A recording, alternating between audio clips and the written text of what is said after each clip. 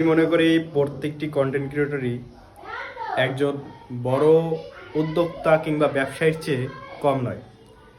কারণ হচ্ছে আপনার যে কোনো ব্যবসার পিছনে যতটা সময় না দেওয়া লাগে, যতটা পরিশ্রম না দেওয়া লাগে, ঠিক তার চেয়ে বেশি কিন্তু কন্টেন্টের পিছনে পরিশ্রম দেওয়া লাগে। তারপরও কিছু ব্যাপার থাকে, সেগুলো হচ্ছে আপনার যেরকম ধরেন আইডি সাসপেন্ড হয়ে যাওয়া, আইডিতে বিভিন্ন সমস্যা, ঠিক আছে? তো আছে না যে ব্যবসায়ীদের লস হয় কিংবা ব্যবসা কম হয়, এরকম কিছু ব্যাপার আছে না? তবে আমি মনে করি ব্যবসার চেয়ে সব থেকে বেশি কঠিন হচ্ছে কন্টেন্ট তৈরি করা এবং আপনার ইউটিউব, ফেসবুক এগুলা ঠিকমতো আর কি কন্ট্রোলে রাখা, ঠিক আছে?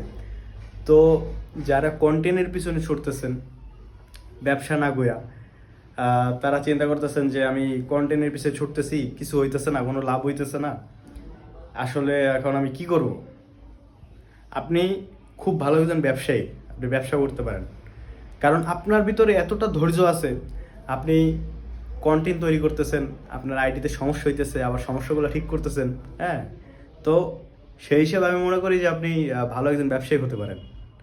হ্যাঁ, কারণ দেখেন, আপনি ফেসবুকে, ইউটিউবে আপনার প্রত্যেক দিন রাত দিন সময় দিতে হয়, কখন কি হইলো না হইলো ভিডিও আপলোড করতে হবে। হ্যাঁ, সব কিছু মিলিয়ে জিলিয়ে অনেক পরিশ্রমের ভাই। তো সেক্ষেত্রে আমি মনে করি যে ব্যবসায় আপনার এতটা পরিশ্রম নাই।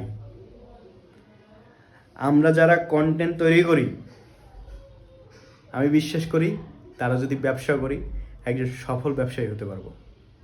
ধন্যবাদ।